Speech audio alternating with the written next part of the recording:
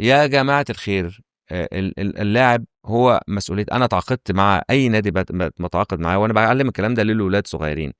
أنا لما تيجي تتعاقد مع نادي، أنت بتتعاقد مع نادي عشان تلتزم في التمرين، تكون جاهز في الماتشات، بتكون في أحسن توب فورم بالنسبة لك، وبعد كده في الآخر القرار بتاع المدرب.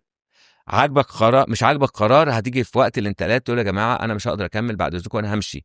وده اللي بعلمه لابني وبعلمه لكل الولاد، يعني إن ما دام متعاقد التزم مم.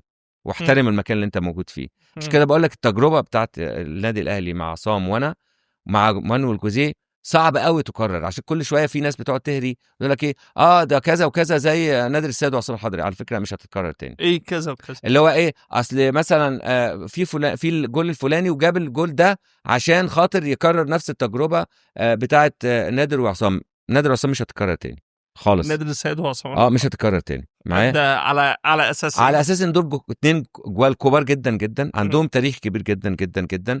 احترامي لنفسي واحترامي للكيان واحترامي للمكان واحترامي لجماهير النادي الاهلي، صعب قوي ان جول في التاريخ اللي انا عملته